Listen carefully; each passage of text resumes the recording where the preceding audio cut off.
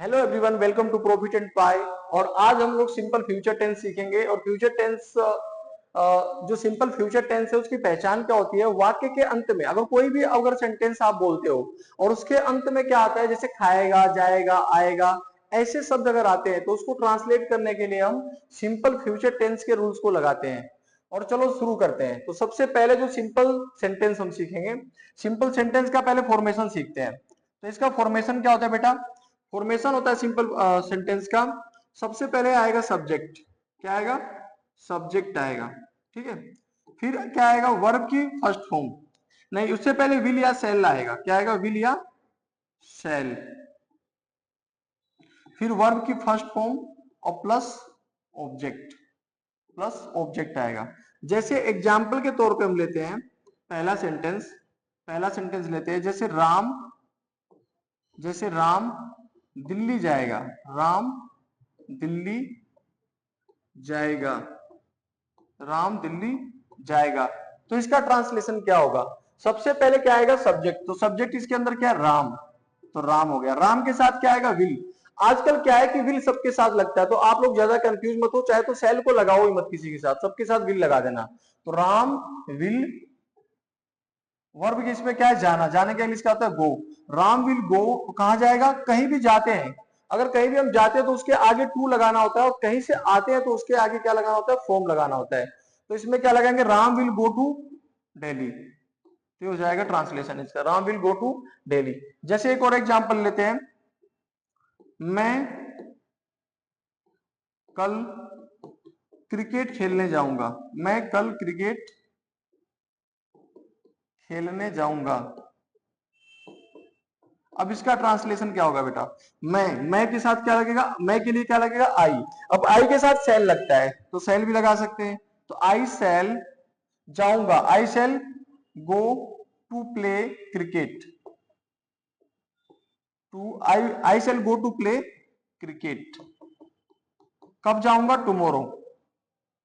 Okay. Tomorrow शुरू में भी लगा सकते हैं और लास्ट में भी लगा सकते हैं। ठीक है। तो यहां पे भी हम लिख सकते हैं tomorrow. Tomorrow I shall go to play cricket. ठीक है।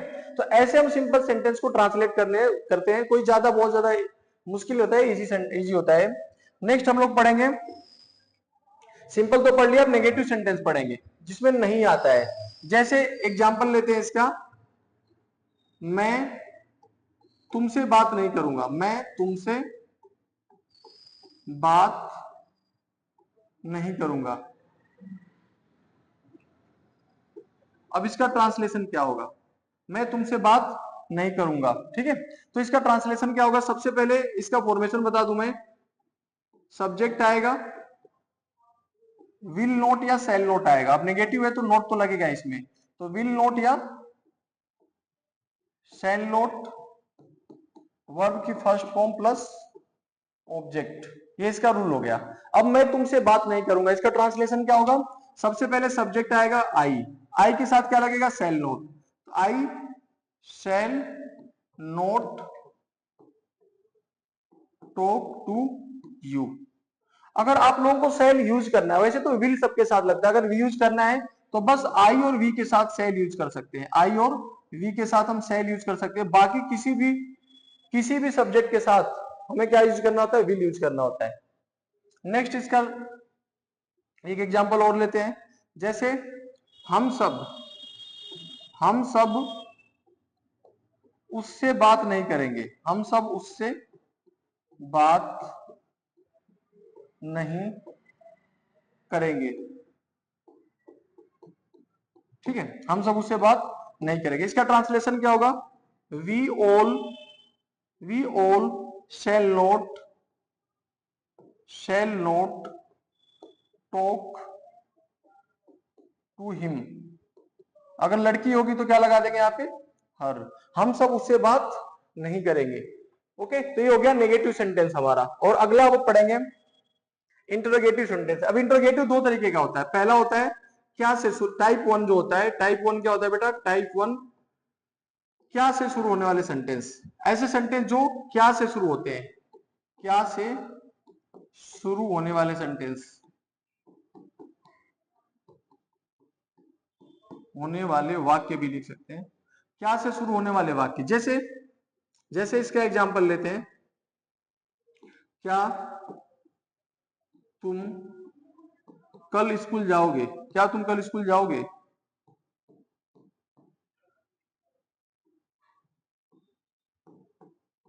क्या तुम कल स्कूल जाओगे। अब इसका ट्रांसलेशन क्या होगा, तो इसको सीखने के लिए सबसे पहले हम लोग इसका फॉर्मेशन सीख लेते हैं। तो इसका फॉर्मेशन क्या होता है वो देख लेते हैं पहले। तो इसका फॉर्मेशन है, सबसे पहले आएगा, सबसे पहले क्या से शुरू हो रहा है, तो सबसे पहले विल या सेल लगाना है। क्या लगाना है, विल या सेल। फिर सब्जेक्ट, फिर क्या आएगा, सब्जेक्ट। फिर वर्ब की फर्स्ट फॉर्म प्लस ऑब्जेक्ट। ये इसका फॉर्मेशन हो गया। अब इसे ट्रांसलेट करते हैं, क्या तुम कल स्कूल जाओगे, तुम के साथ क्या लगेगा, विल, तो यहाँ पे क्या लग जाएगा, विल। फिर सब्जेक्ट क्या है इसमें, तुम का इंग्लिश क्या हो जाएगा, यू, विल यू। वर्ब इसमें क्या है, जाना, जाने का इंग्लिश क्या होता है, गो, विल यू गो। और ऑब्जेक्ट क्या है, स्कूल, तो to, will you go to school. ठीक है, ये हो गया इसका ट्रांसलेशन। और यहाँ पे कल भी मेंशन किया हुआ, तो यहाँ पे अलग से क्या लिख देंगे, टुमारो, तो tomorrow will you go to school. Okay, ये ट्रांसलेशन हो गया। नेक्स्ट करते हैं इसका एक और एग्जांपल, जैसे क्या वह कल, क्या वह कल स्कूल जाएगी, स्कूल का तो हो चुका है, क्या वह कल तुमसे मिलेगी, क्या वह कल तुमसे मिलेगी, ऐसा ले लेते हैं एक सेंटेंस, क्या वह तुमसे कल मिलेगी। तो इसका ट्रांसलेशन क्या होगा, सबसे पहले क्या आएगा, वह के साथ विल आएगा, तो will she meet you, will she meet you tomorrow, will she meet you tomorrow, tomorrow यहां पे लिख लेते हैं। ठीक है, tomorrow will she meet you. तो ऐसे इसको ट्रांसलेट करते हैं जब सेंटेंस क्या से शुरू होता है। तो अब इसका दूसरा टाइप भी होता है, दूसरा टाइप भी इसका कर लेते हैं। जब दूसरा टाइप क्या होता है, टाइप टू, जब क्या कब कैसे कहां वाक्य के बीच में आए, जब क्या कब कैसे, ऐसे सारे जो वर्ड होते हैं जिससे क्वेश्चन हम पूछते हैं, क्या कब कैसे कहां क्यों इत्यादि शब्द वाक्य के बीच में आए, कहां पे आए, वाक्य के बीच में आएगा। ठीक है, वाक्य के बीच में आए, तो इसको कैसे ट्रांसलेट करेंगे, वाक्य के बीच में आएगा। जैसे एक एग्जांपल लेते हैं, तुम वहां क्या करोगे, एक एग्जांपल लेते हैं, तुम वहां क्या